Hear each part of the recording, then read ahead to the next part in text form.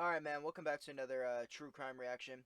Today we got when teen killers realize they've been caught. Before we get into this one, also, viewer discretion is advised. Normally these videos are very disturbing for certain people, and obviously continue with your own at your own risk. Let's not waste any more time, though, and just get right into this one, man. Shit looks hella interesting. This is gonna be a long one, too. Hour 14. Gotta strap Mike's in, dog. Sure you in got the yourself some bag picking motherfucking teeth drinks. from his skull and playing with his tongue. He's all sick and everything. I want my mommy. He kept on punching him and shooting him, and I had to grab him like this to pull him back, and I told him to stop. You mean people are gonna hate us for this? This is our life now. Oh my God. 15-year-old Seth Jackson was a typical teen boy living in Summerfield, Florida with his parents Scott and Sonia Jackson and his two older brothers. He loved animals and had aspirations to join the Ultimate Fighting Championships. His parents had agreed to enroll him in training courses when he turned 18. Little did he know that when he began a relationship with 15-year-old Amber Wright, it would lead down a dark and twisted path that would ultimately end those aspirations, along with his life, in an unimaginably horrifying fashion. As is often the case, their relationship was happy, in the beginning at least. However, after a year, things turned sour between them. During these difficult times, Amber added fuel to the fire when she began a close relationship with 18-year-old Mike Bargo. Seth's best friend, Will Samalot, claimed that Seth was traumatized when the end of their relationship finally came, amid speculation that Amber was actually cheating on him with Mike. Yeah, she probably was. On Sunday, April 17th, 2011, Seth and Will went to visit a mutual friend. That night, when they left to walk home, Will noticed that Seth was texting on his phone and seemed distracted. Shortly after 9 p.m., the two parted ways. That was the last time Will would ever see his friend. Damn, man. Seth's mother, Sonia Jackson, filed a missing persons report the next day when he didn't return home. What day was that? When a news report concerning Seth's disappearance appeared on TV, Amber Wright's half-brother, Kyle Hooper, had an emotional breakdown, telling his mother that he had knowledge of what happened to the missing teen. The story that Kyle told his mother was appalling, and she contacted the authorities, indicating that a ramshackle house in Summerfield... I already don't fucking like this. Oh my god, man. This is already Monka-esque, dude. Like, what the fuck? Florida held the key to Seth's mysterious disappearance. When investigators visited this location and rounded up the suspects in Seth's disappearance, they soon learned that the full truth was far more grisly than they ever could have conceived. According to Kyle's testimony, Justin Roach Soto, Amber Wright, homeowner Charlie Ely, Mike Bargo, and he himself were present on the scene the night Seth went missing. Investigators collected these individuals and brought them... Dude, that's a lot of motherfuckers, bruh. Why is there so many people? Hold up, I gotta turn this up. Alright, there we go, we're chilling. Down to the station for interviews, with the exception of Mike Bargo, who they were unable to locate at the time. When dealing with multiple suspects, such as in this case, one common tactic that detectives will use is to separate them, allowing each one of them to tell their version of events independently. Makes sense. Once an inconsistency is found, detectives will present this inconsistency to all of the suspects in the hopes that all of them will tell the truth. This technique would prove critical as detectives began to unravel the complicated skein of threads in a complex tapestry of murder, unveiling one of the most twisted and chilling motives we've ever seen in a case. Okay. What follows is never-before-seen interrogation footage exclusively obtained by EWU. You can sit right there, that's fine. Thank you. That's kind of why we have the chairs to sit up. Alright, so what's the issue? This is 20-year-old Justin Soto. To his friends, he's known by the nickname Roach. He's the eldest of the suspects, and investigators believe that he may have intimate knowledge of what happened to Seth, as he is a current resident in the house. What's the issue? You know what? I have a feeling you're going to tell me, okay? Listen, I want you to understand something, okay? I don't know what you do or don't know. You're not in trouble with me, okay? But I'm gonna kill left cam this for is now. extremely important. The detective tries to reassure Justin that he's not in trouble, But this might not be the entire truth. Police Well, will it's often definitely say not the things like truth, this to yeah. gain rapport with suspects so that they'll be more forthcoming with the Yeah, at the end of the day, they're just trying to get, like, it doesn't matter how they get to the end as long as they get to the end, right? So they'll lie or scheme or whatever the fuck to get there, right? officers. Rightfully so. I Are mean, you come from on. around here? You want to get the information you fucking want to get. Like, Like I've lived here for a while, but I'm from Hawaii. You're from Hawaii? Yeah. Where here have you lived? I mean, how long have you been living here? Since I was about 12 years old, 11, 12 years old. A few years. Oh, so you've been here a while. Yeah, I've been here Okay. a while.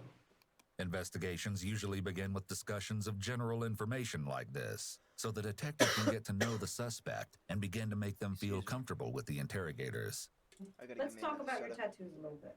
Do you mind? Yeah, I don't mind at Okay. all. What's it say on the front? Here. This says head buster on it. What is that? HSAO? Head buster. HEAD. Head buster. Jesus Christ. Okay.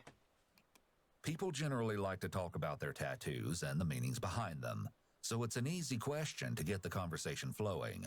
If Justin feels at ease with the detective, he may be more willing to give her information regarding what happened to Seth. Justin shows the detective his tattoos and she jokes around with him, building an atmosphere of trust and camaraderie before getting around to the impending serious discussion. Suddenly, the detective notices something interesting. Yeah, this is my last one. I have a mushroom right here. Oh, that's a new one, isn't it? Yeah. Yeah. What all the scratches about? Man, I was walking through the woods and some vines got a hold of it, and like 3 or 4 vines wrapped around my leg, and I went to go walk in it. Any others? No, that's it. That's it? Okay. You don't have anything on your back and your arms? Mm. Wow, that's different. Usually that's where they put them all. Oh, you got a cold or something? Yeah, I've been sick for like almost 2 weeks now. Well, I'm not really sick anymore. I just got this crazy behind cough, and it aggravates me. While Justin's explanation may be true, a sudden increase in coughing can also indicate an increased stress level. As the body goes into fight or flight mode, mucous membranes dry up, which can make the mouth and throat feel dry. For someone did who not know already that. had a lingering cough, this dryness could cause further irritation and make I the did coughing not know that. increase. I understand that you guys were, Couple pieces of weed though, you know, personally. in a crowd. I'm older, so I'm gonna say kids, Yeah. hanging out together, okay? I hear that, tempers flew, okay? And things happen. Wait, do they? What are you doing Sunday night? What's today, Tuesday? Today is Tuesday. Justin succumbs to a coughing fit here just as the interview begins in earnest. Do you know why you're here? You don't know? I really Did don't. anybody explain? Tell me how you ended up here. I woke up this morning to Charlie waking me up, and there was an officer right there, and I'm here now. Each of those being interrogated lived with Charlie Ely in her home at the time of Seth's Wait, disappearance, they all except live for there, Amber bro? Wright, who visited regularly and frequently stayed overnight. Okay, so you just got in a car and you didn't ask any questions like, what do you want? Why am I here? Nothing? You didn't ask anything? You just went with them? Why? You're too smart for that. I'm not worried about it. I didn't do nothing wrong. I mean, I was Exactly. just coming over here to see what the hell's going on. Because I was If you didn't do nothing wrong, I mean, yeah, I guess if they're like, come with me, you have to come with me, then I'm gonna go with them. But like, I didn't do anything, you know what I'm saying? So like, they're gonna have to explain that shit sooner rather than later. You know what I mean? I'm not just gonna Yeah, sit but- there all but day. you even said it yourself, That'd be okay? wild. You're nervous about places like this, okay? So there's no way you're gonna sit there and tell me that you got into a police car, okay? And ask no questions as to why you're getting into a police car after being woken up, okay? The detective appeals to logic based on information she's already collected from Justin to point out that he may already be acting dishonest with her. So let's, They said an incident happened. okay, Okay. with who? I guess freaking something about some kid that I don't even know who the hell he is, and Yeah, you do. Who is he? Oh his shit. name's I Seth or gotcha. something like that. Oh, so and- you know exactly who he is. Who he is then? Supposedly, I guess he Excuse me. got shot or whatever. Wow. That's all I know. Like the girls, I guess they went to go meet up with him or something, and What girls? Charlie and the other one. This is 18-year-old Charlie Ely. She's the owner of the house where Justin Kyle Hooper How the fuck do you own the house at 18? What? Hello, chat? and Mike What is Bargo that, also son? live. I don't like this room. Well, this room's a lot nicer than the prison cell you're probably gonna be staying in. I'm about to go crazy.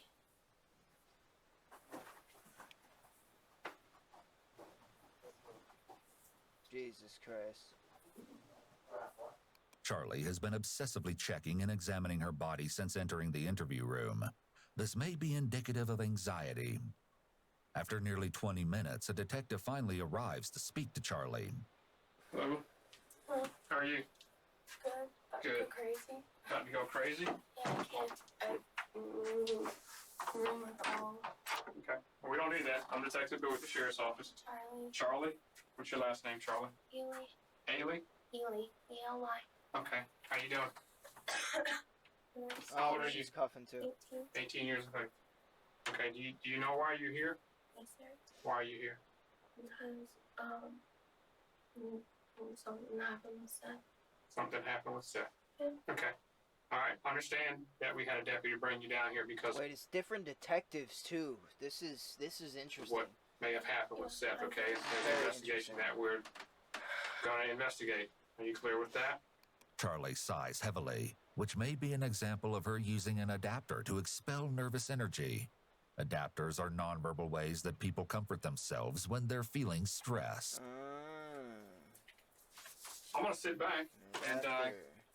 pretty much just give you the floor. Never heard of that. You've but you've okay. already explained to me That is good. to Why know. you think- Adapter. why you're here. Okay. I know one. What's up? Grab me a soda, chat. One sec.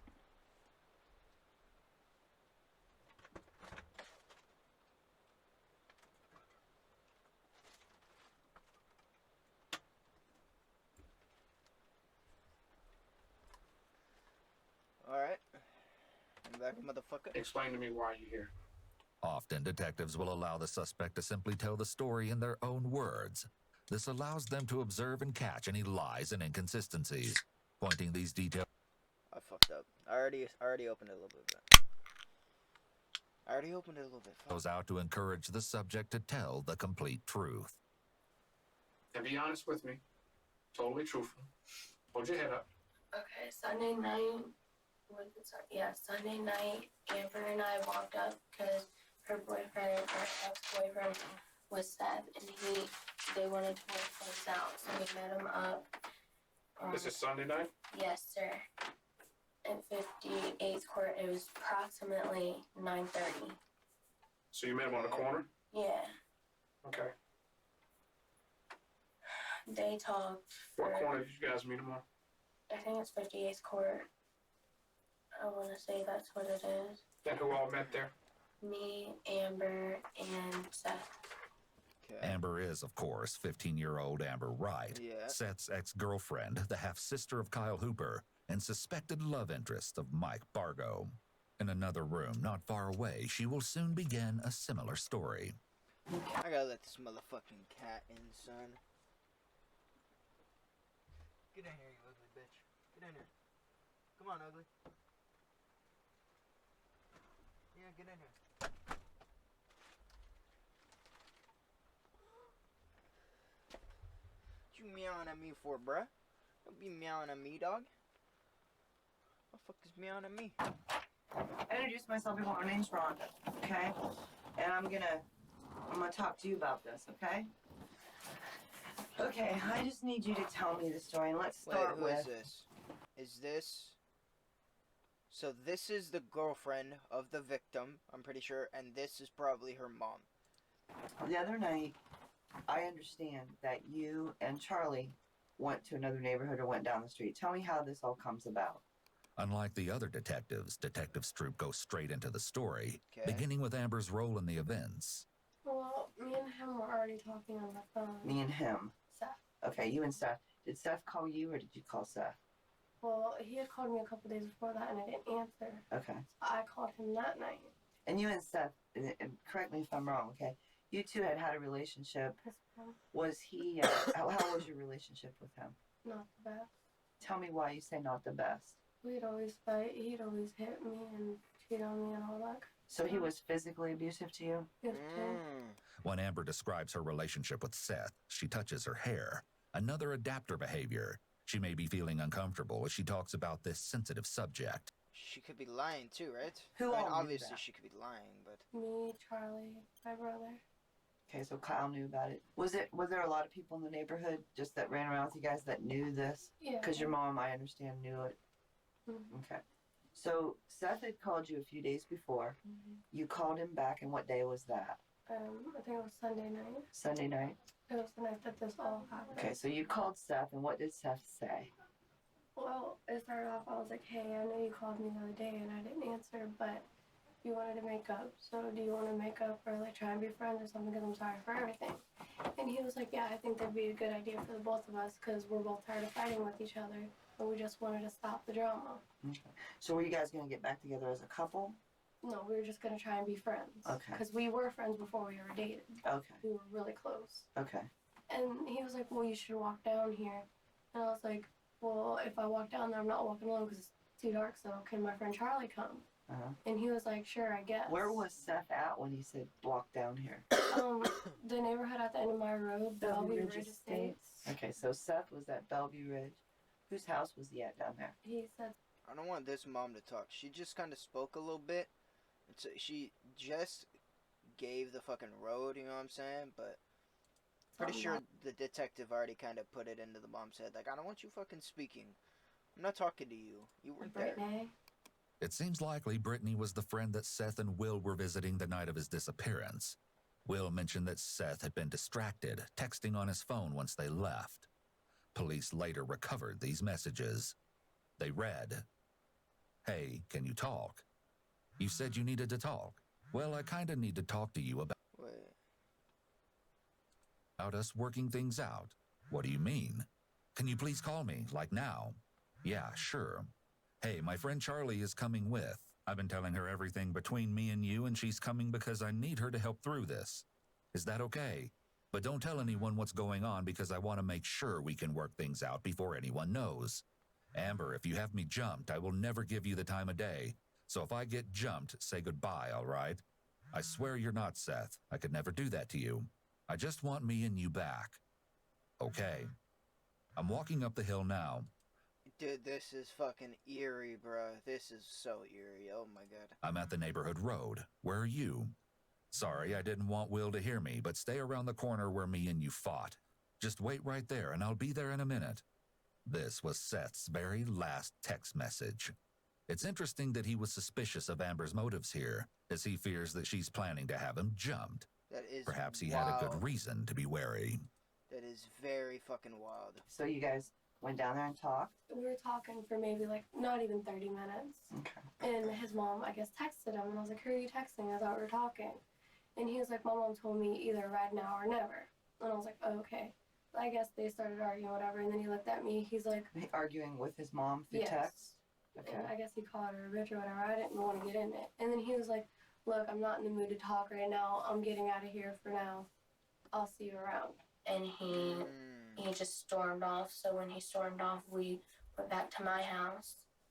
And about an hour later, he came to my house. Mike was off in his room like he always is. Okay. He never comes out. So he had no idea you went to see Seth or that you came back from seeing Seth that you're aware of? I didn't tell him. Okay. So those And two Kyle's guys in the live living in the What's room. Kyle doing? Kyle just sits there and watches TV like he always does. Okay, so he's just watching TV in the living room. Mike's in the bedroom.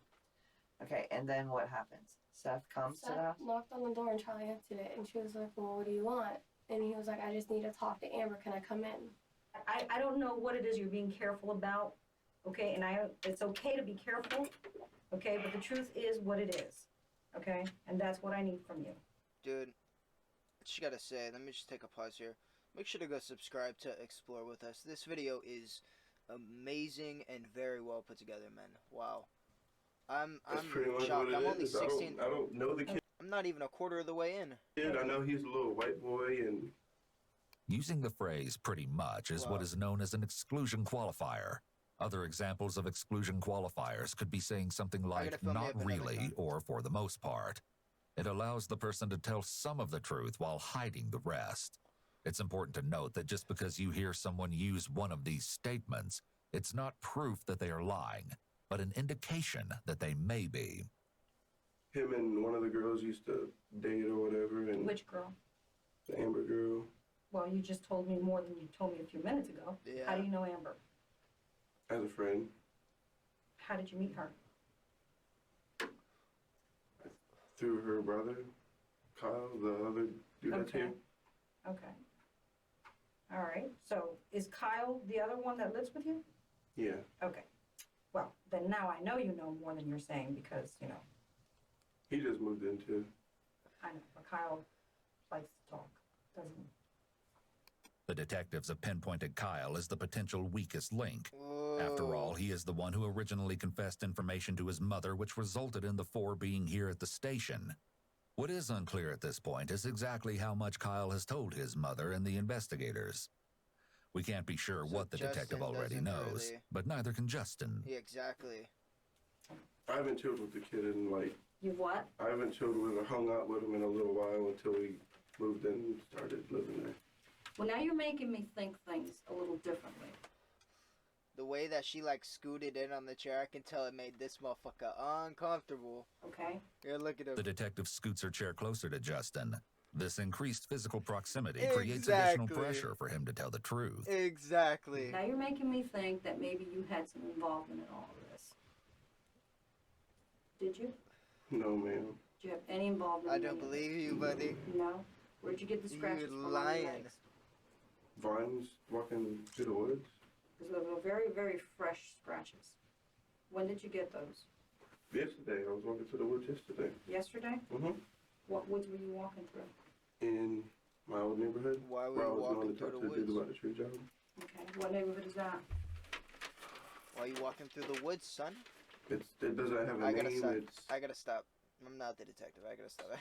behind a I'm wilding church, out, bro. a big church. I gotta fill me up another cup. This is an unsatisfactory answer, I got one thing right, and I'm fucking out of pocket now. and the beginning of a series of very vague answers from Justin. I work in the woods too, you know, and I don't get scratched up like that. No, they have like little, what are those called? Thorns or whatever on them. Okay. And they're up there on my Like, leg. Let me and- see your other leg. Yeah, you're pretty scratched up. That's not from a walk through the woods. Sure it is.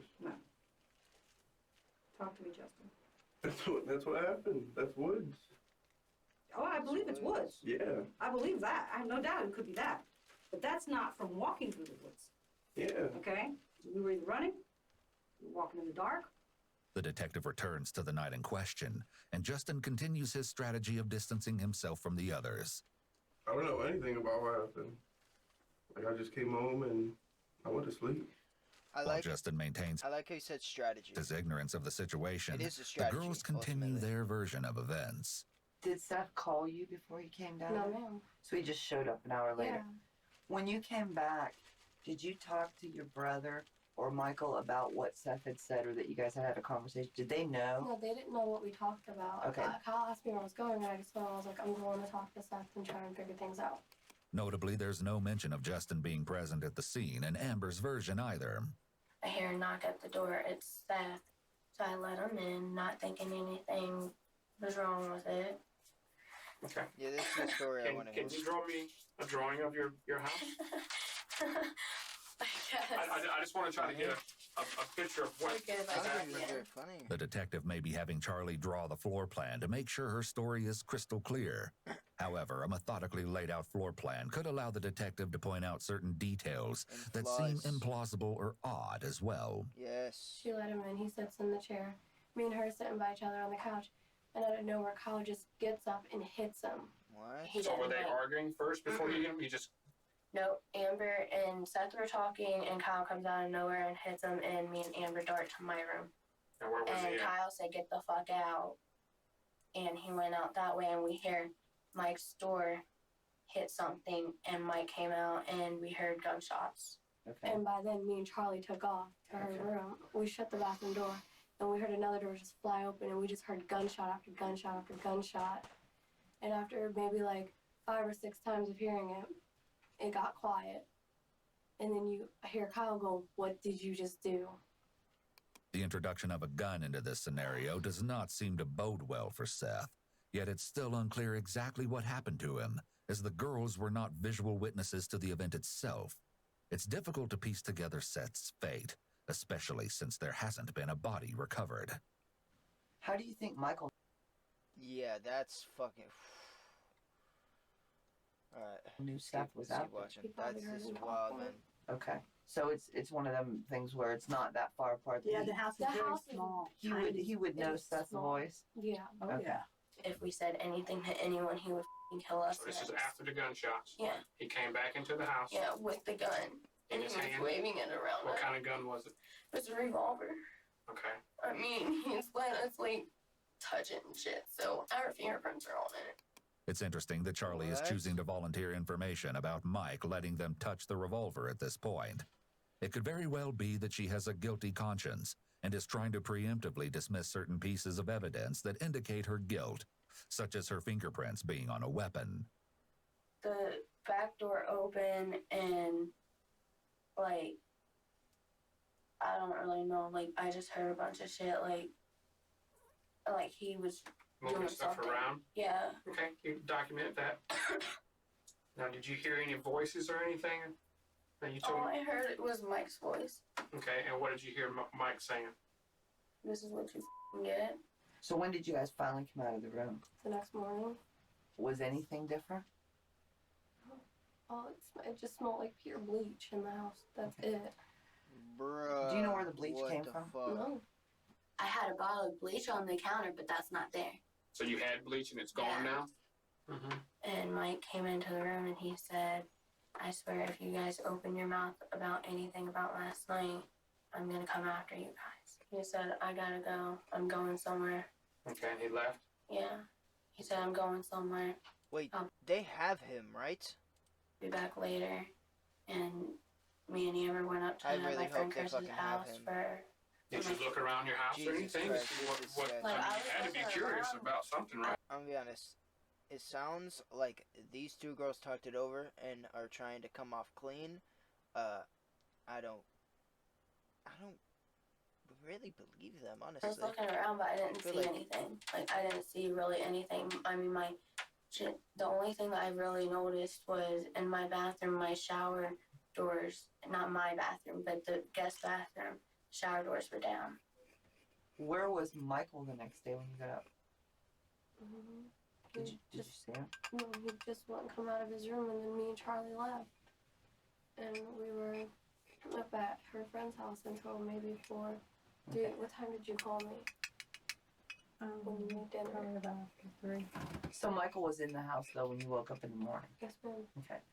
This is a minor discrepancy in what has been a very parallel story, since Charlie claims Mike was out and about making more threats, while Amber says he was asleep in his room until they left.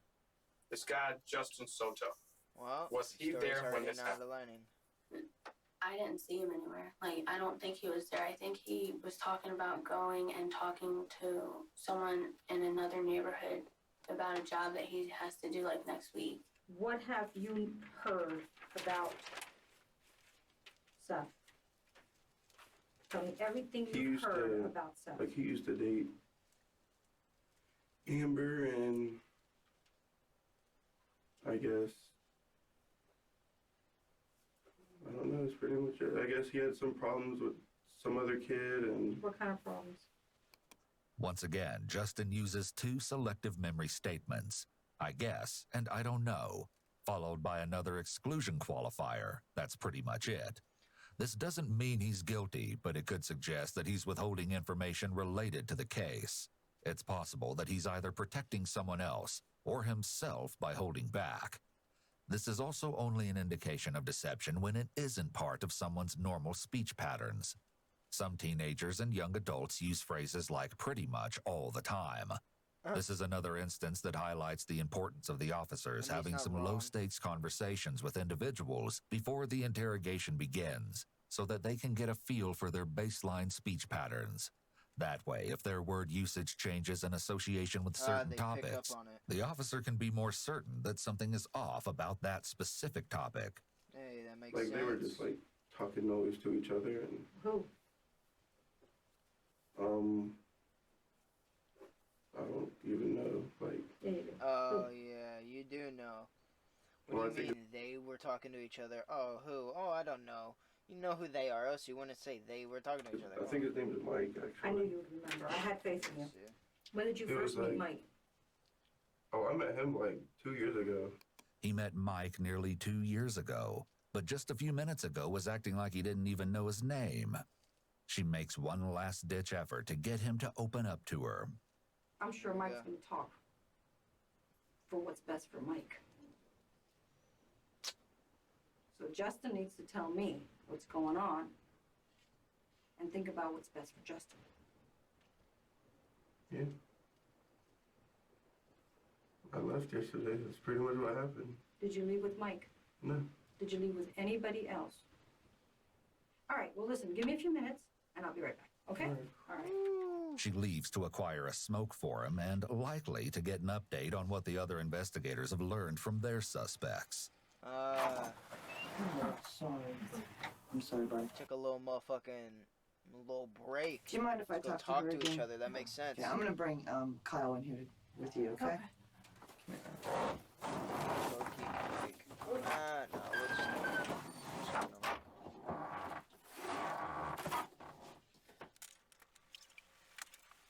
This is 16-year-old Kyle Hooper, Amber Wright's half-brother. He's just finished a grueling one-on-one interview with a detective and is clearly distressed. We didn't see that interview. Yeah, we didn't see that interview.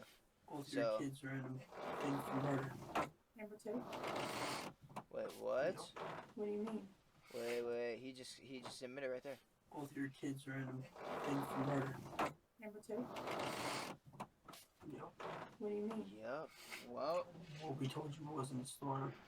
I mean, it was like everything was planned. With Roach, everybody? Everybody. Admitting Well, that everything was planned go, is right there. extremely important because it Yep. proves mens rea, premeditated criminal intent. So not only has Kyle you all deserve life now. essentially admitted to murder on videotape, he's also admitted to a specific degree of murder. First-degree murder. Yep. Planned. We're gone. They took my phone. Everything's gone. James is on it too. On what? I fucking love how they think that they could just have this conversation in there and it not be picked up. You fucking bozos deserved. Is it on this? Jesus. Now Kyle has also unexpectedly implicated his That's so stepfather, odd. James Havens Wait, III, what? stating that he is in on it too. Kyle Hooper, much like his sister, has told detectives a bit of a story while his mother was present. However, they likely realize at this point that he is the weakest link, as he was the one who originally confessed to his mother.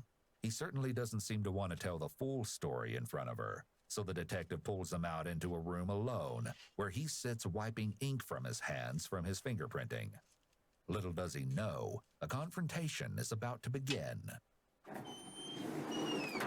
So, So this was beforehand, right? I'm such a bozo. He certainly doesn't seem to want to tell the full story in front of her, so the detective pulls him out into a room alone, where he sits wiping ink from his hands from his fingerprinting. Little does he know, a confrontation is about to begin. So, sorry about that. No, what's wrong? I want to be perfectly honest with you, okay? This is how I work. I'm giving you an opportunity right now to lie to me. Okay? To lie to If me. you take that opportunity, okay, you're a fool. No, I'm not lying to you at all. Everything that comes out of your little mouth right now better be 100% I like this detective. I the like her. truth, okay? I like her. All right, now let's start back at the beginning of this. And this is your one and only last chance to Who's in correct to put pressure? any discrepancies you may have of the story that you told me. Okay? Here Wanna we start go. fresh? Spill everything, buddy. No. Man, I'm scared. Yeah. Kyle, I'm sure you are. Okay? I've never been to. I don't want to It's go. ironic, bro, I that don't you're wanna go scared, through you none of fucking this. bitch. I didn't even for none of this to Sorry. happen. I'm sorry. Sorry.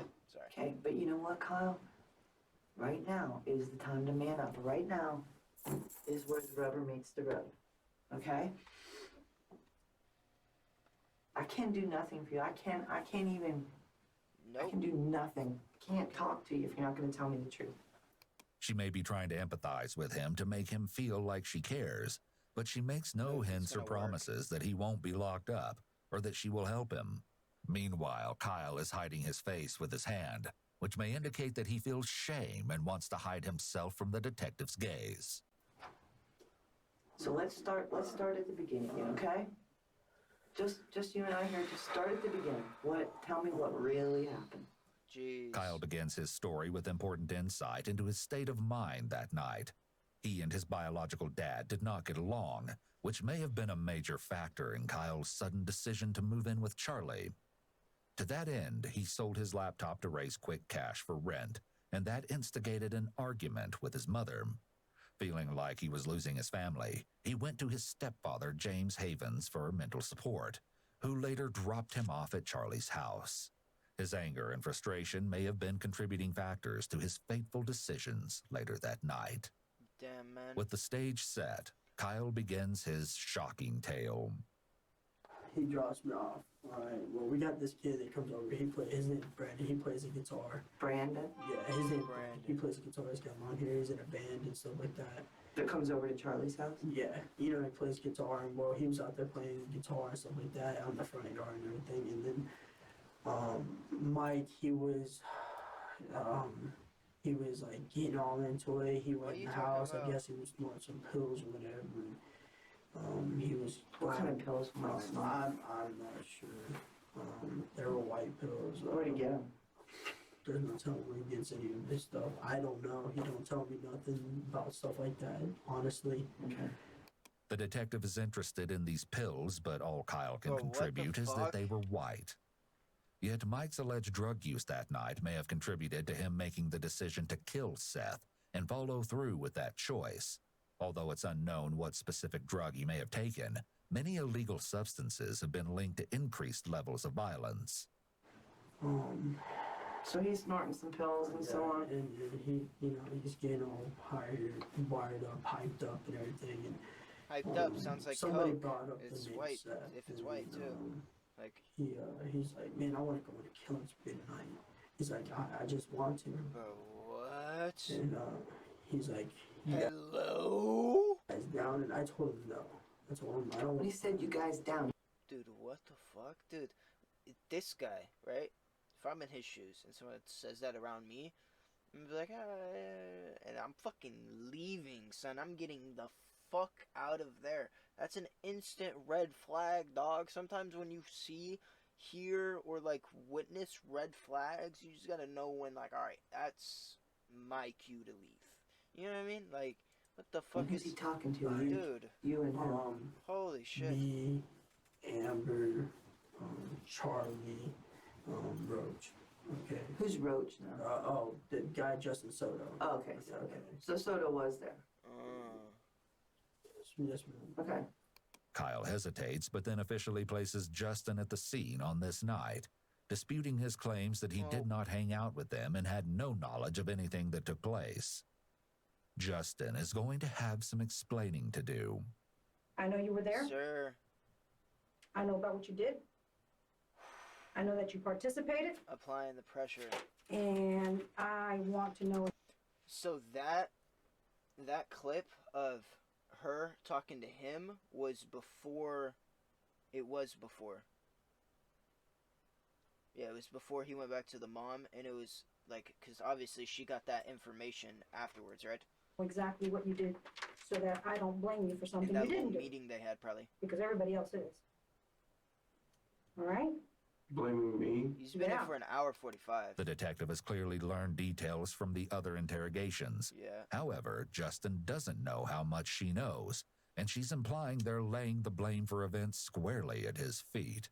It appears that the detectives may be using the prisoner's dilemma as one of their tactics to Yeah. get everyone to talk. That's wild. This psychological dilemma involves separating people and then giving them a scenario in which each person must decide, without being able to communicate, if they're going to cooperate with each other and stay silent, or if they're going to turn on the other and deflect blame off of themselves. All the while, the detectives tell each person that the other has already spilled all of their secrets and blamed them. This is wild. Here, each of the suspects face this same decision. It's a wild strat. Every single one of them is gonna fucking go fold, son. Dilemma. Rightfully If so. they all stay thankfully quiet, so. there may not be enough evidence to convict them, or they could receive a lesser charge. But with the choice to cooperate with each other comes a great risk. If only one person stays silent while the rest talk, they risk getting blamed for everything. But if they all talk, then they all could face punishment. The detectives will put the pressure on even more by suggesting to each person that the others are pointing the finger at them. This is wild. Is this just an excellent way for interrogators to get to the truth? Or is it unethical to pit suspects against each other, as it could incentivize false confessions? I kind of see that point, but like, someone died here, man. We gotta, like, the detectives should be able to have as many different strats as they need to convict the person regardless, alright? So this is just one of those strats. It's just another one, you know what I'm saying? I think it's fine, perfect, personally. Let us know your thoughts in the comments below. Yeah. I do see the other Well, side, I know though, what happened to Seth, with the false convictions. okay? Mm-hmm. So, Zach, I gotta let this fucking cat in again. She's being dumb. Come on, cat. No more going outside. She fucking lets herself outside, man. floor is yours. Here you go. Question See you, is Justin. Roach gonna look out for Roach? Or is Roach gonna not look out for him and let him take the fall for everybody else? Well, since you put it that way, Oh. this is what happens since they were. As easy as that, Justin joins Kyle in revealing the truth of that horrible Jesus, night. man. Meanwhile, Kyle's grim story is far from over. Mike has just taken the pills and is amped up and ready for violence. Was he talking about killing people? He's talking about killing Seth?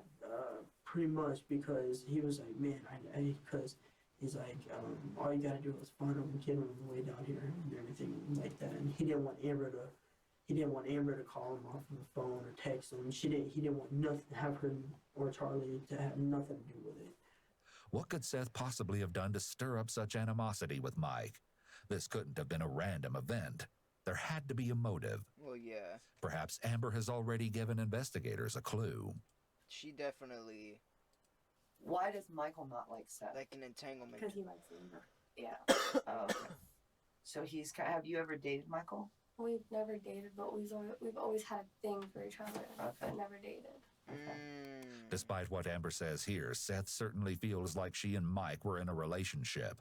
The two former lovebirds engaged in a social media war after the breakup, which demonstrated how volatile things had become between them. In February of 2011, before the breakup, their Facebook posts were what one might expect from teens in love. But then on March 23rd, Amber announces that she is done, followed approximately a week later by a similar post from Seth, indicating that he is now No. single. Seth and Amber Wait. Homie, what did you just say?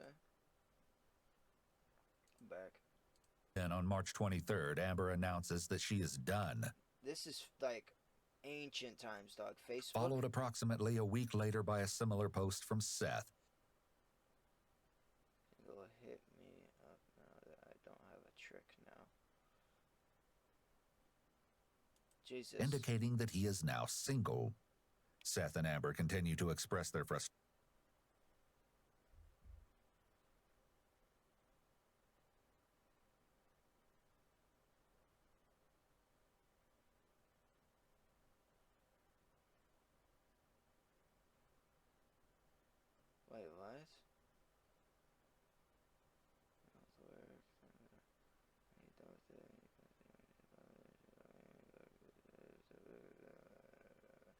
That's still frustrations, which leads to an bickering. online war, with friends on both sides providing support and sometimes a voice of reason when they take things too far.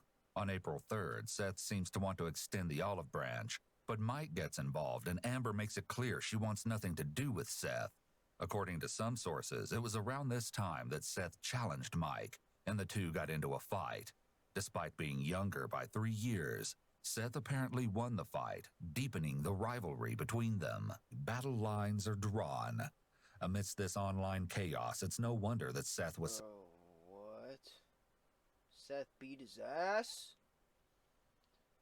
Dude, this is wild. How'd they get all this information, dog? This is insane. younger by 3 years. Seth apparently won the fight, deepening the rivalry between them. Battle lines That's so bro, can't fight. S son.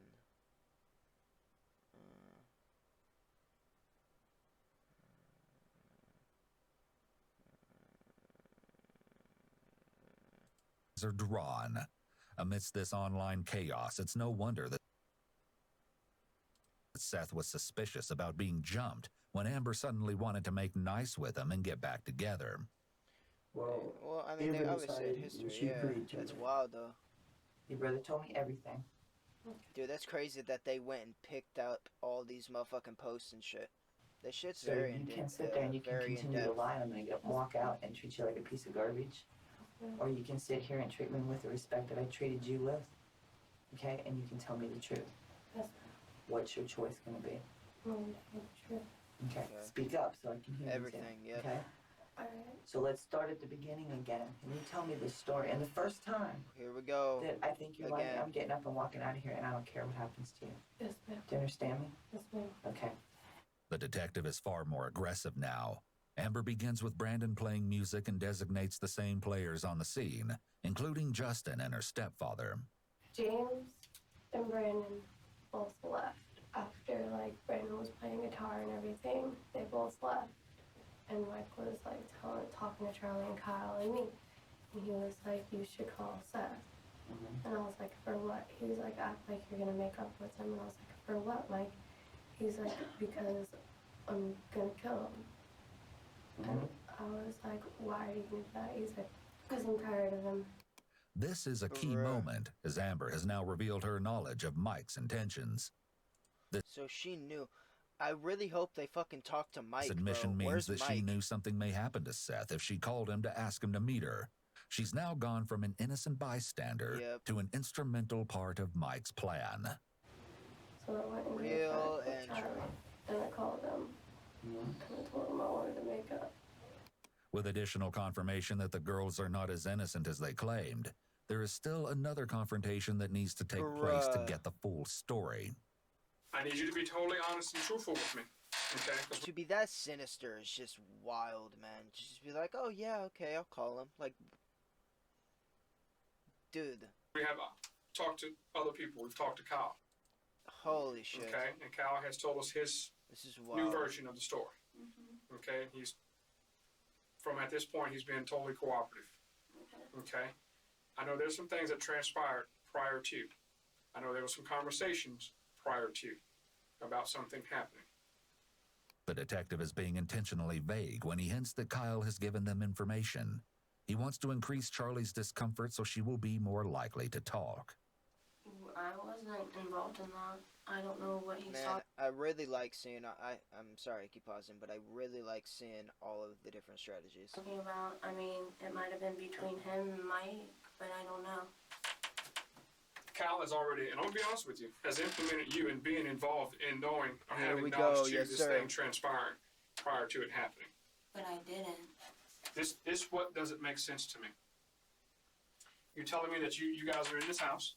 You drew out a diagram for me of your house Mm-hmm. where everybody was sitting at. The Yep. C is for, Me, the A is for, Amber, the K is for, Kyle, the S is for, Seth, and then Mike was in his room allegedly, correct? Okay. Who else was Allegedly. at this house that you did not put in there? Roche was there, but he wasn't there when that happened. Yes, he was. I didn't see him. It seems likely that Kyle, Amber, and Charlie had She's previously still coordinated lying. with Justin to leave him out Yeah. of the events completely. The detective shifts focus to Seth's arrival. And you says that he just unannounced himself and just came to the house. Is that correct? Yeah. No one told him to come to the house. No. How did he come to that house? Because I'm telling you right now, there's a different story in that other room. I mean, he walked. I mean, I understand he probably walked with his left foot and his right foot, one in front of the other, and he physically came to the house. Yeah, no This shit, is but where you why? need to be truthful with me. Yeah. I just want you to You need to be fucking truthful admit it, with Liz. Because right now you're beating at the bush. Okay? Just admit it. And you're not being truthful Like- with me. Can we both agree on that? yeah. This, at least, is progress in the right direction. Let's check in with Kyle. Take a deep breath. You're doing really well. It's about time. It's about time. It's okay.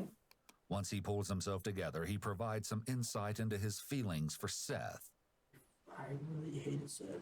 And there was time, because my ex-girlfriend, I found him in the bed with my ex-girlfriend, and I really didn't like that, and I loved her. But I Yeah. really didn't want to go out and kill the kid. It wasn't my intention. And he come, alright. Mhm. Well, Mike was talking about it, he's like, listen, he's like, I'll do it. And believe it or not, Amber wanted it done. Amber don't want nothing to do with him. Amber wanted him dead and gone. He deserved it. Kyle is deflecting responsibility off himself by justifying what they did, by blaming the victim and stating that he deserved it. I wanted him dead, but I didn't want to do it. And I didn't want nothing to be a part of it. I didn't want nothing. But And Mike said he would do it. Mike said he would do it. So you And talked he to Mike kept about on it. saying, man, I'll take the blame for it. I'll take the blame for everything. I'll do it. I'll do everything. I'll take the Oh. blame if the cops ask you if anything. I'll take the blame. I have nothing to lose. Kyle has admitted to quite a bit so far. He seems to mistakenly believe that Mike could take all the blame for killing Seth if he's the only one who pulls the trigger. It's whatever. And Amber agreed to it. Everybody was agreeing to it. So did Soto agree? Dude. Huh? Soto? Roach? Everybody agreed. He Like I agreed? said, everybody agreed. It's so wild how they're so fucking dumb that they think that, like, the people setting him up and everything aren't gonna get in trouble too. Like, what the fuck? You guys are just. Oh my god. Amber agreed. Holy shit. And Jay- Charlie agreed. Mm-hmm.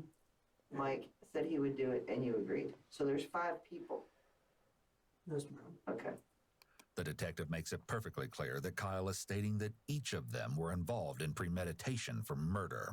And Mike's like, man, I can't do this. It's got to be done now. He's like, wait, we can't. He's not. He's sitting in the love seat. He's like, it's got to be done now. Mike opened the door. I come out. I hit him over the stick, the head. Where was Seth when you hit him? He was in the chair, Okay. and I hit him over the head with the stick, and it broke 3 times on him. Kyle had previously admitted that both he and Justin Soto intended to hit Seth to make it easier for Mike to kill him. This is considering aiding in the murder and could make them just as culpable as Mike. Yeah. He's Like, now hello? admitted that he actually followed through on his part. In another room, Charlie's detective is about to use this event to perform a coup de grace. A coup de grace? You not gonna explain that? The fuck is At that, no dog? time did you ever say, when Kyle hit Seth across the head with this stick, board, or whatever this object was, what the hell are you doing? What's going on? If you didn't know what was going on. You see the picture I'm painting now? Obviously, you had to know what was going on. Okay? He just hit her with a motherfucking check. He checked her. Because any person It's in not their checkmate, right mind but she's in check. would She have gotta asked this move now. question. If you and I are sitting in this room, and whoever's sitting over here, and I just start beating the hell out of him, aren't you gonna want, what's going on? You never said that. You know why? You know why? Yeah. Why? So I knew something might have happened. Exactly. Checkmate. Charlie finally admits that she Wow, knew something that might was happen. beautiful. Once the detective started being aggressive about her lies, I like how he sat back like, motherfucker, I got you. That was smooth, it didn't take man. very long for her to break under Plus the 10 pressure. for this guy, dude. What a I G. hit him, and he stood up. And when I broke it over his head 3 times, he stood up. and then Roach come in, and then he hit him with his stick, A stick? What do you mean stick? and then he was trying to go through the kitchen, and Mike shot him in the back twice with a gun. Kyle hit Seth with a thing, and I flew against the counter, and I looked. Roach hit him with a stick too? Yeah, I didn't look at it. I was in the kitchen, Mm-hmm. and all I seen was Seth fly, and then Kyle and Roach flew, and Mike flew right behind him. And Charlie was like, come to the room, come to the room, come to the room. When Kyle hit him over the head, that's when we ran into the room because we didn't know where Mike was. Like, we thought he was in his room, and obviously that's where he was, but, like, we didn't know where he was with the gun. Okay. And then he was still trying to go out the front door, and Mike just kept on shooting him. I kept on telling Mike, I was like, stop it, let him go. And he just kept on shooting him. And Jesus Christ. He goes out the house. I don't really believe, to be fair, I don't believe he was like, oh, stop it. I don't believe he Because he did got that. out of the way and He's just like, trying to make pumped it himself out. feel less And culpable. Roach grabs him like this and Seth on the ground and has him choked. And I don't know what he did to his knee, but he kind of messed up his knee, and Roach rolled over. Who messed up his name? Roach, Okay. Soto, and he rolled over, and Mike come up and shot him in the head, and that's when it was over. Mike shoots him. Jesus How many Christ. times? 5 times maybe, I guess. Right there on the spot. And oh my God, man. And come back into, and then I was like, Mike's like, man, grab him, you gotta grab him, Kyle. We can't have nobody, we gotta grab him.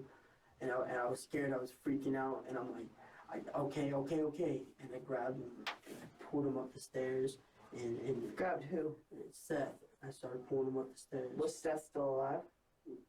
Partially, yeah. Okay, so he was still breathing at that time. He was partially still alive.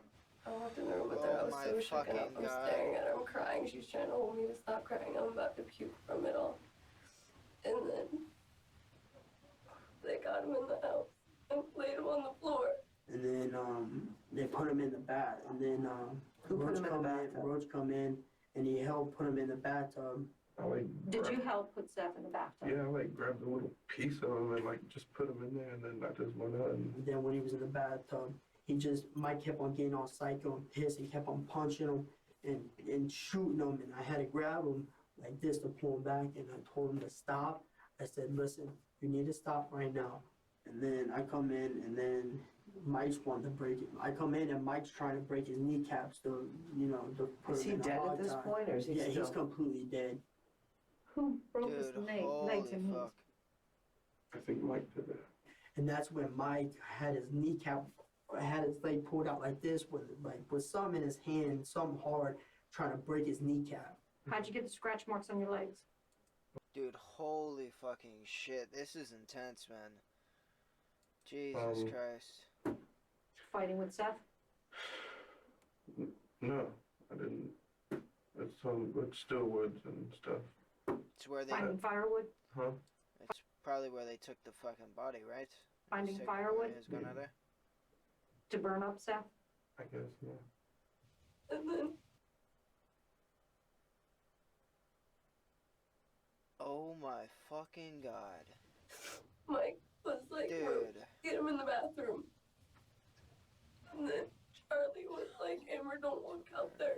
Don't walk out there. We don't need to see it. That's when Mike walked in the room with his gun in his hand.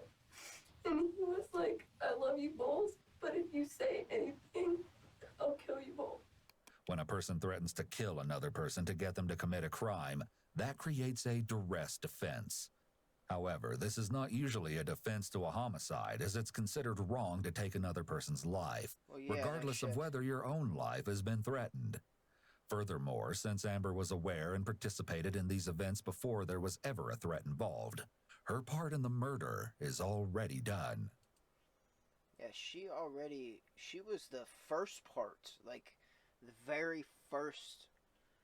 Like, the fuck? 22. 22. Okay.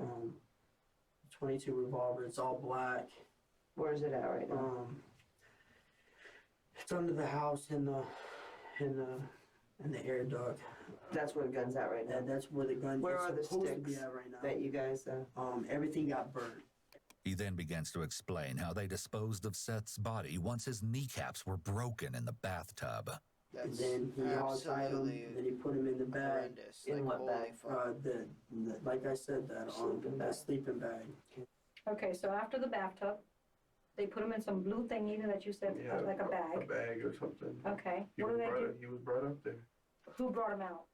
Mike and Kyle. It says Mike and Soto. Well, they brought him up there first, and I just like dragged them a little bit. After a Dude, pause, Justin amends his story since the detective already knows he was involved, but just a little bit.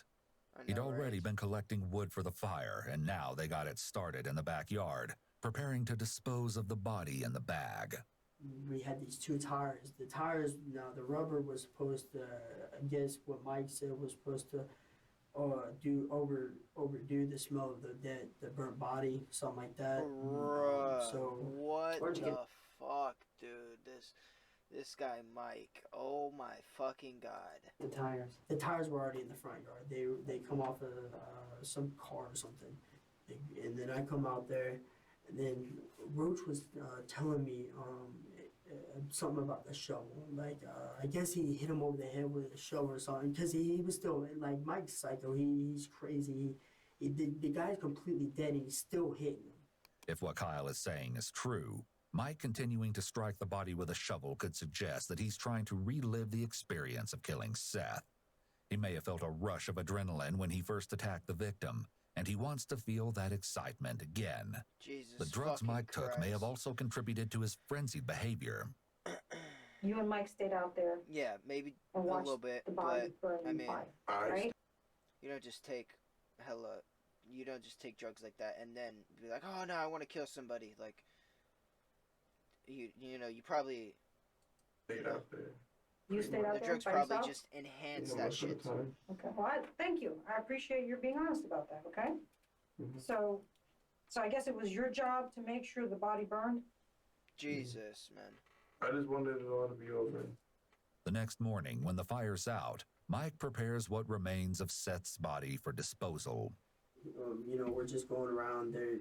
Mike's in the bag picking teeth from his skull and playing with his what? tongue. He's all sick and everything.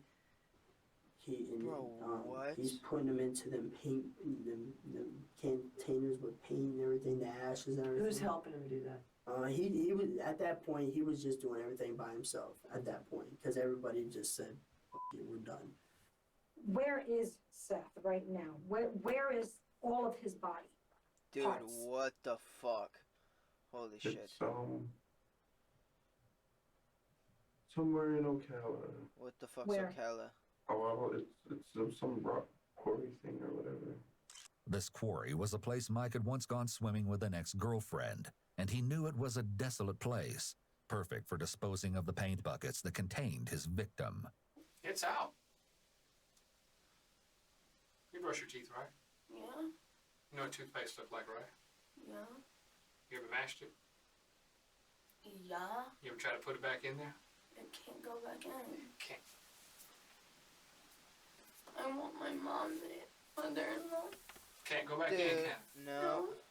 Somewhere nearby, Amber faces the music for her part in the debacle.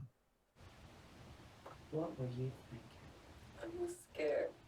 What were you scared of? There was no threat I was at the scared time. of Nothing for you. But there was no threat at the time. Seth wasn't even there. Mhm. So what? I mean, what are you being afraid of? Seth wasn't even there. There was nothing for Mike. Mike, you said Mike told me I love you both. He would never do anything to hurt you. What were you thinking about getting Seth up there? I don't know. I wasn't thinking at the time. Did you just hate Seth that bad? I didn't hate him. I was hurt. Does your mom know Yeah. about that? You were hurt. The detective asks her brother the same question.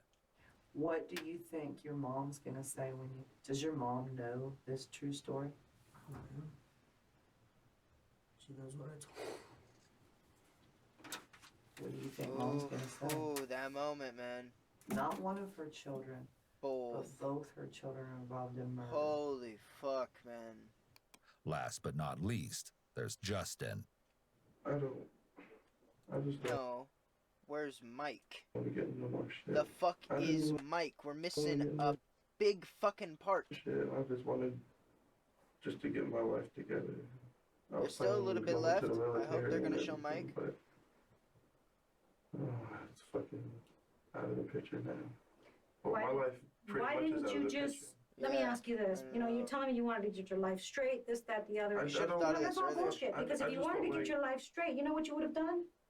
Yeah, You would have done not this. participated in this, Exactly. and you would have called the cops and said, this is what's about to happen to this kid. Yeah, spit facts to him.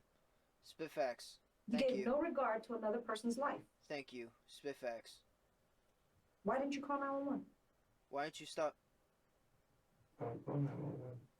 You don't call 911, I don't like being on the line. but you let a person die. Because that's the honorable thing to do. Yeah, thank you. Fucking torch him, please.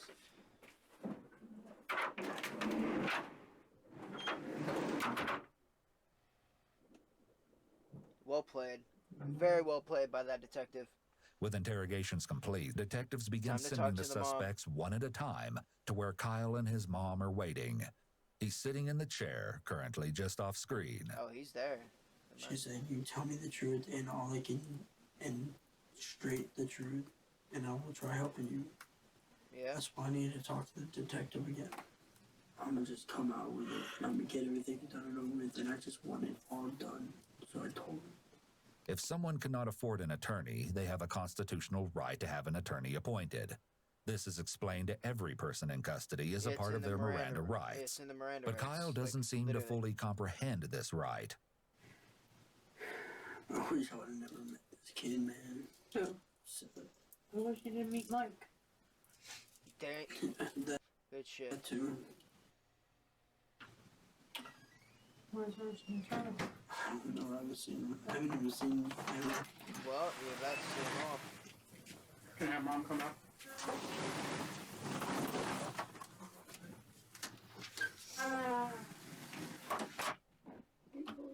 I had to. They knew we were lying. Immediately, Amber confronts Kyle. They knew we were lying. For a second. Take your mom's purse. Woo! Is she Jesus leaving? Christ. No, actually. Is she leaving, bro? Shut up. We've interviewed Amber, Charlie, and now you can't now. I know you're lying to me. They immediately begin talking about the interrogation. Yep. It's likely that they're unaware that they're being recorded. They're 100% unaware, bro. They're fucking bozos. They're literally, this IQ right here combined is about 30, bro. Like, Jesus Christ. I'm sorry to, like, sorry, guys. roast them, but He's Dude, not gonna wait for me. don't be fucking don't be sorry. You're being sorry to the wrong fucking person, bruh. Charlie taps her arm where her husband's name is tattooed. With the prospect of facing incarceration before them, the conversation turns to their feelings about the idea. Yeah, that's what I was terrified. I am too. Because I'm actually going to an actual jail. And then an Yeah, all of actual you. prison. It's no like juvenile. Well, I'll probably be going. You can't, you're 15. Yep, they can trial me as an adult because I actually. In time, they begin to speculate about the one person who is still missing, Justin. So for you, and I hadn't done the interview. Roach was already out because I heard them talking about a cigarette. So where's Roach now? And I even said if they don't do anything, if like they don't do anything about us with us, then we're gonna have to watch our backs Well, with my. with anybody. You know how Everybody. many people are gonna hate us for this? People that Bruh. don't even know us are gonna be looking for us if we get out of this. That's the complete disregard for the life that was lost is astounding. Like, holy Why? shit. There's a 15-year-old kid murdered Okay, because of us. because of us. Do you honestly think people want to be You said around why? that? Do you think people think there's those kind of people are supposed to be here? No. Yeah, but it's not our fault. Hell, What? I mean like the kind of people, and I'm one of them now. I don't And need I didn't even do anything. Yeah, you did. Throughout Stop. What the fuck you mean you didn't even do anything? their discussions, they've been placing the blame squarely on Mike as the ringleader, discounting their own contributions to Seth's murder, Yeah, thank you. as Kyle does here. They seem to struggle to acknowledge what they've done or take responsibility for their own actions. Amber, where are the clothes that you had on that Sunday? After Amber answers the detective's question, Kyle takes the opportunity to try to find out some information. Can you tell us anything what's gonna happen to Yep, us? I sure can, and I will. Just in 1 second, just let me go back and tell him what she said. What shirt did you have on? This is the story. You're an adult, correct? Juvenile and juvenile, correct? Am I right? You two are under 18 and you're 18. You're all going to be booked with first-degree premeditated murder. You two will go to the juvenile assessment center. You will go to the Marion County Jail. Okay? Take a deep breath. You'll have no bond. You won't No be getting out. mind. Yeah. How many years? Oh, honey, this is not. Listen to me. How many years, bro? You gotta go see a judge, bro. You fucking bozo. Everybody just take a deep breath. Like, well, since we really didn't do anything. No. See, but you did. First of all, let's get over that hump right now, okay? That we really didn't do anything because everybody's complicit here. A person died. A person was murdered, okay? We all knew about it. Those loud We ass all planned couches. it. We were all involved in getting it done. So Yeah. let's hop that hurdle first, okay? Let's man up to the fact that, damn it, this was a pretty heinous crime and we all had something to do with it. Now we got to deal with what will Thank happen you. to us from that, okay? Thank you. Yeah, well, it was like the fact, like, I know I was scared because Mike had a gun and I Oh, was you know what? scared. Stop it. Do you think we haven't been listening to everything you guys have been saying in here? I know, Are you that what's this? stupid, really? I know. And just stop. Because I don't even, lying to me just makes me just, ugh, I hate it. I wasn't lying. Oh, yeah, you would. Oh yeah, You lied about a few things. of course. But anyway, that's what's gonna happen. It is one step at a time. Remember to breathe. That's how we get through stuff like this, okay? But you know what? I will say, Remember to you, breathe. sir, I have a lot of admiration for because at least you told the truth. Having praised Kyle for his honesty, she informs them that they will be booked, but that they still have the trial to determine their guilt or He's innocence. gonna talk What about it, right? Is Roach I gonna didn't need her. Yes, he is too. He's admitted his part. He will be booked also. She tells Kyle and Amber they will let her see her Jesus mother before Christ, they man. have to leave, and then departs. The staggering reality of their situation begins to sink in. We're all in for murder. Yeah. I can't believe you guys didn't realize that. Like, how it's wild how that, like I said, combined IQ of fucking 30. What? Did you say, why did you lie? This is our life now. Oh my god.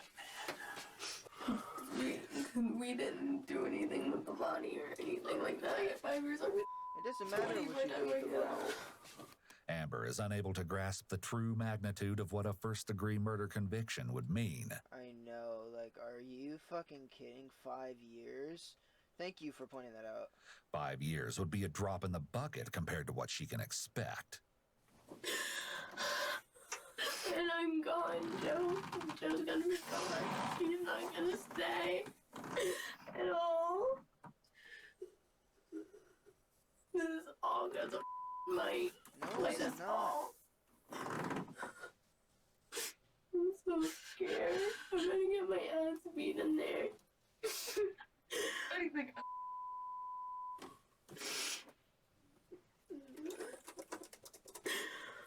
Gonna be like, and I can't fresh little meat. I'm gonna be the smallest fucking person in there.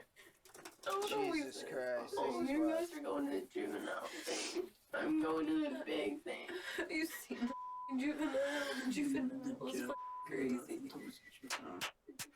The jail is full of fucking older people now. Now the juvenile is all these. I'm so scared. It's gonna leave me. In the middle of this despair, the detectives let Justin into the room. He is not happy.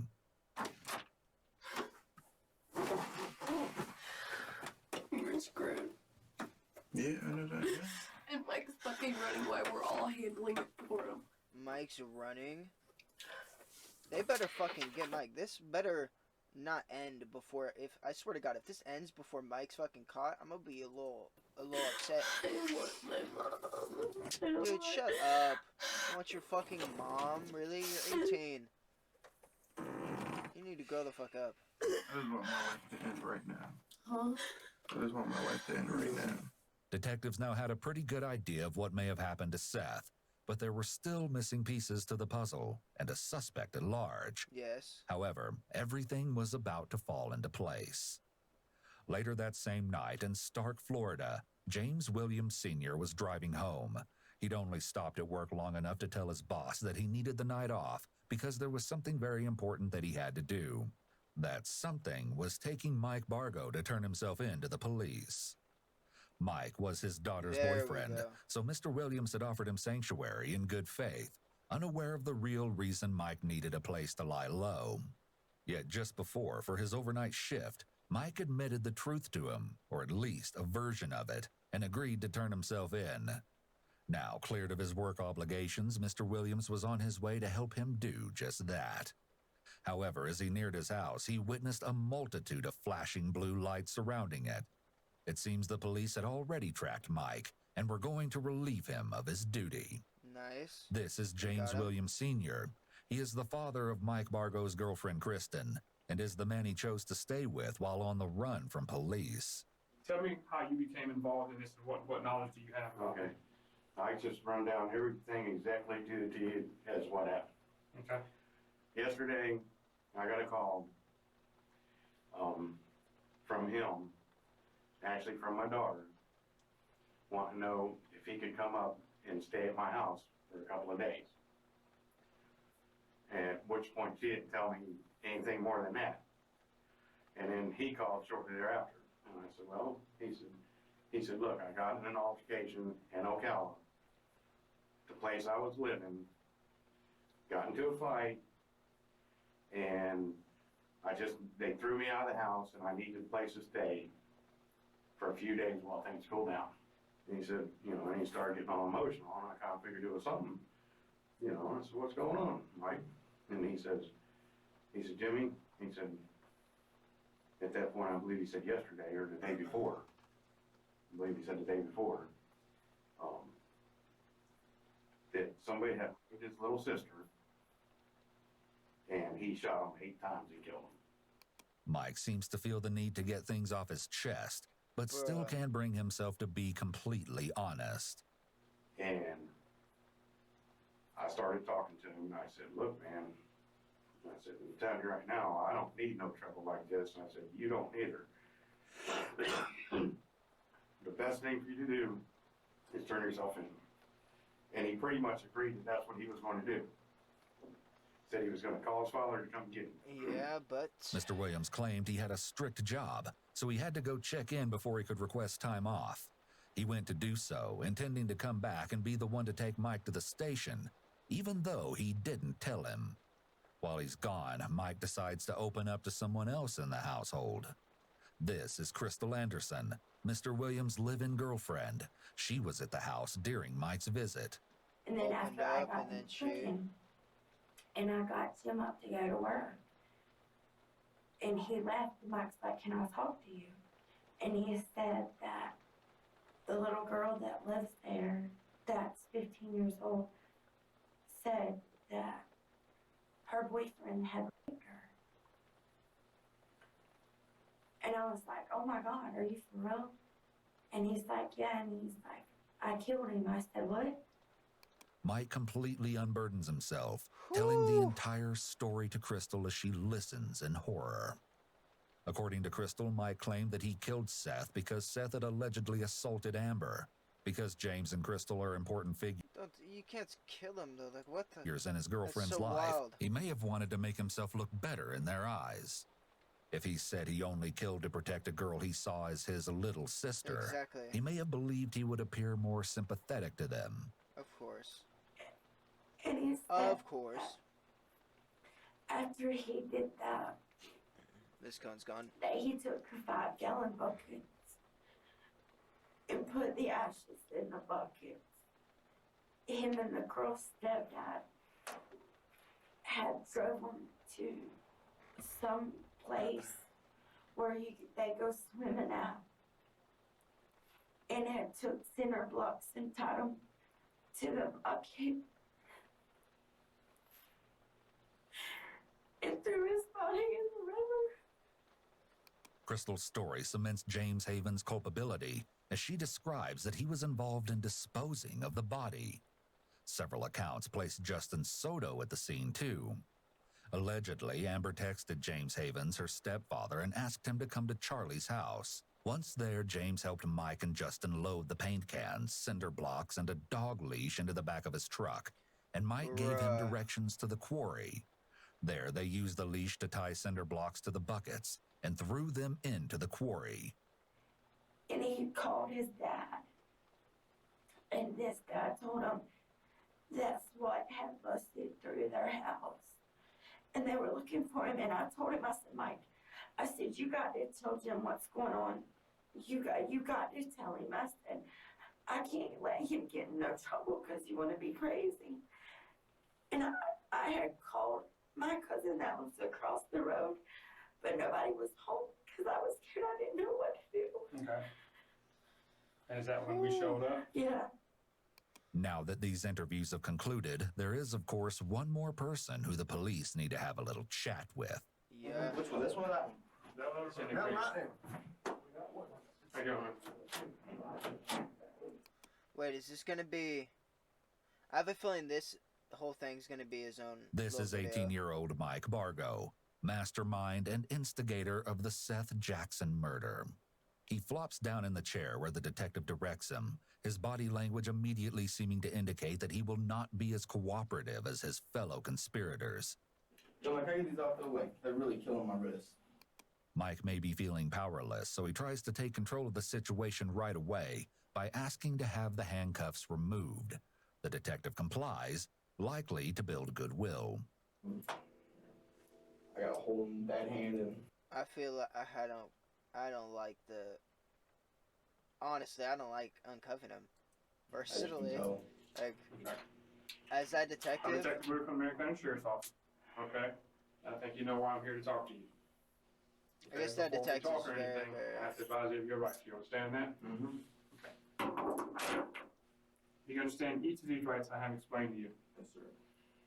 Having these rights in mind, do you wish to talk to, it says us here, but I'm saying me. Do you wish to talk to me now? I like being on one phone call because I need to get on with somebody. I need to call my lawyer.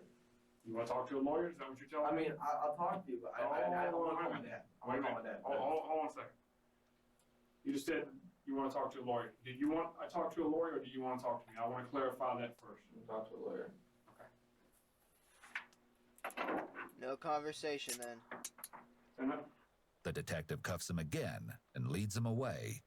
Before questioning has even begun, it is over. The so-called Summerfield Six, Mike Bargo, and No need to fucking question him. I mean, they literally got everything, right? Amber Wright, Kyle Hooper, Charlie Ely, Justin Soto, and James Havens III were charged for their roles in Seth Jackson's murder and faced trial. James Havens III was charged as an accessory to murder after the fact for helping dispose of the body and pleaded guilty. His sentence carries a penalty of up to 30 years in prison, but the most recent updates indicate that his What about sentence everyone was else? deferred. What's the first Amber, Kyle, Charlie, and Justin were convicted of first-degree murder, Yeah. receiving life sentences. Yep. In 2020, after Thank serving you. nearly 10 years of prison Thank you. time, That's Charlie Ely's lawyer earned That's fucking great to hear, man. life. Because sometimes motherfuckers, they don't be getting life, and it be pissing me off a little bit, you know what I'm saying? A retrial on claims of an ineffective defense team, and she accepted a plea deal for second-degree murder, reducing her sentence by a decade. With time served, she was freed at 27 years old. As both the primary instigator and shooter, Mike Bargo was sentenced to death for his crime and awaits his fate on death row. His last words before heading back to his cell after sentencing were reportedly, "May God have mercy on my soul." Whew. Wow. Alright, well, that was fucking intense. Overall, that was amazing. I'm definitely gonna have to watch some more of these. Yo, make sure to go subscribe to Explore with us. God damn. Holy shit, man, that shit was wild. Jesus.